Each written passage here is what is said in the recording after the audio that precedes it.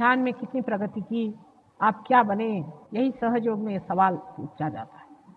आप पूछते हैं भगवान है या नहीं, ठीक है, इसका जवाब दे देंगे, वाइब्रेशन से आपको देते हैं। आपके सब सवाल ठीक हो जाएंगे, आपकी तंदुरुस्ती ठीक हो जाएगी, आपकी मानसिक दशा ठीक हो जाएगी, आपके बच्चे ठीक हो जाएंगे, आपकी फाइनेंशियल कंडीशन ठीक हो जाएगी, सब ठीक हो जाएगा। आप भगवान के लिए क्या दे रहे हैं? अरे कुछ देने का नहीं है, लेने का है। आप कहां तक ले रहे हैं उससे, ये सवाल अपने से पूछे। क्या हमने सब ले लिया? जितना माँ दे रही उसमें से कितना हमने लिया है? क्या पूरा पूरा ले लिया? सब कुछ क्या पा लिया? अपना रास्ता भटक भटक के हम कहां कहां चले जाते हैं। क्यों ना हम इसे पाले। संसार की चीजें तो चलती ही रहती, इसमें रखा क्या? कोई मिलने आया, कोई चला गया, कोई कुछ हुआ, इसमें रखा क्या? हमने कितना पाया है? एक एक इंसान एक एक इंस्टीट्यूशन है, मैंने कहा था, एक एक इंसान एक एक संस्थान।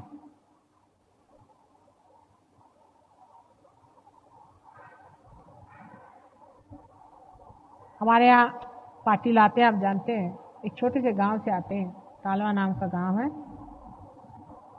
छोटी सी झोपड़ी में रहते, उनकी जमीन है थोड़ी बहुत। हर प्रोग्राम में आते हैं कालवा से, उनको भी खेती करनी है, उनके बच्चे हैं काफी, उनको पालना पोसना सब कुछ करना है।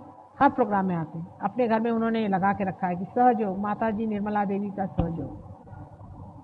वहां से जितनी ट्रेन जाती है सब देखती। मैंने भी एक बार जाते जाते देखा, मैंने कहा ये कहाँ, ये मैं यहाँ कहाँ आ गई, यहाँ कहाँ मैं विराजमान हूँ। लोगों से पूछा, मैंने कहा यहाँ किसने माता जी निर्मला देवी का सहयोग निकाला? पहले पाटिल का मकान। मैंने कहा हाँ, और धड़ाधड़ वाइब्रेशन वहां से आ। उनके पास आज हजारों भी रुपया होता है तो भी उनकी इतनी इज्जत नहीं होती जितनी उनकी आज इज्जत है उस गांव में। मैं गई थी वहां, सब लोगों ने पैसा ऐसा इकट्ठा करके वहां सारा इंतजाम किया, सब बहुत बढ़िया प्रोग्राम किया। आज उनकी वक्त है, कहीं खड़े होते तो लोग जानते कि कोई खड़ा है कोई चीज। आखिर पाने का क्या है? चार जेवर पहनने से भी कौन बड़ी आपकी शोभा होने वाली है? लोग तो पीठ पीछे हंसते ही आपके ऊपर, महामूर्ख है लोग। आपने मानवता में कितना पा लिया, आपने अपनी कितनी कीमत पा ली है, यही असली बात है। वहां से लोग जाते वक्त उनके घर को भी नमस्कार करते। मनुष्य की पहचान उसके बाहरी में कुछ नहीं होती है, अंदर ही होती है। आपको मैं शास्त्री जी का उदाहरण देती हूँ। शास्त्री जी बहुत थोड़े समय के लिए जीवित रहे, और जब उनकी मृत्यु हुई तो उनके अर्थी को लेकर के हम सभी लोग गए थे, मैं भी थी उसी में। तो जो कलश थे, अर्थी तो कोई दिखाई नहीं देती थी, शास्त्री जी तो बिल्कुल ही नहीं दिखाई देते, सिर्फ थोड़ी सी अर्थियां थी उसमें, एशेस, वो एक कलश में रखी थी। उस कलश को देखने के लिए हर जहां से ट्रेन जा रही थी, रास्ते भर लोग खड़े थे लालटेन लेकर। तो ट्रेन धीरे धीरे जाती थी, सब उस कलश के दर्शन के लिए बस नमस्कार करें, सब उसको नमस्कार करें।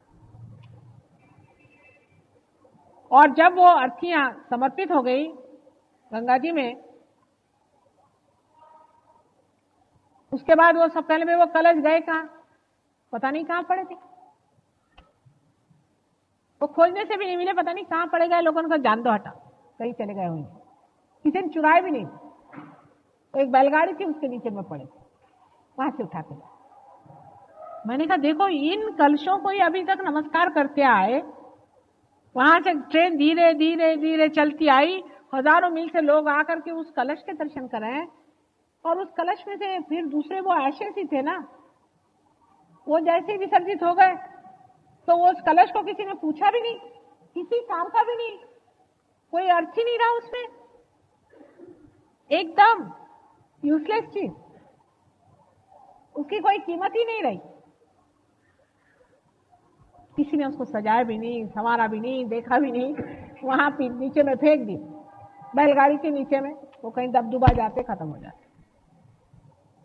और जब उसको उठा के लाए, लोगों ने कहा इसे कहाँ रखे, बेकार की चीज इतनी बड़ी काहे उठा ले जा रहे, फेंक दो इसको गंगा जी, क्या रह गया। ऐसे ही आपके शरीर का, आपके व्यक्तित्व का है। मृत्यु से पहचान होती है मनुष्य की। उसे जानना चाहिए हर एक आदमी को मृत्यु आता ही है, इसी वजह से। उसकी परख कैसी होगी?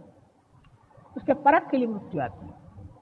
मृत्यु के वक्त है, किसी के लिए 2 आदमी रोते हैं, किसी के लिए 10 आदमी रोते हैं, किसी के लिए 25 आदमी रोते हैं। कोई कहता मेरा पति मर गया, कोई कहते मेरी माँ मर गई, कोई कहता मेरा बाप।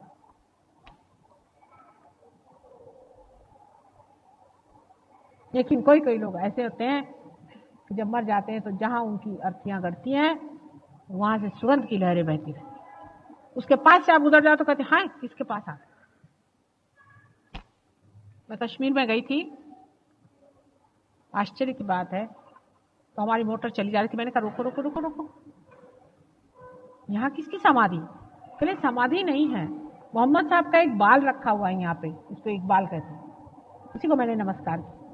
एक बाल उनका वहां रखा हुआ, उससे ऐसे वाइब्रेशन चारों तरफ। मैं कहा हे, और नहीं तो हम हैं किस चीज? हमारी कीमत ही क्या है? और जब ये दीप जल गया है, हमारे अंदर ये प्रकाश आ गया है, तो उसकी तो इज्जत करो, उसको तो संभालो, उसको तो अपना।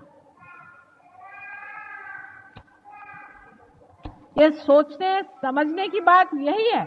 बाकी सब व्यर्थ का सोच करते बैठे हो, बाकी में सोचने की कोई जरूरत नहीं। करने वाला सब परमेश्वर है, सब कुछ वो करता है। अगर आपको सोचना ही है तो ये सोचना है कि क्या मेरा दीपक इस योग्य है? मैंने कहाँ रखा है मेरा दीपक? दीपक जला करके आप क्या टेबल के नीचे रखिएगा?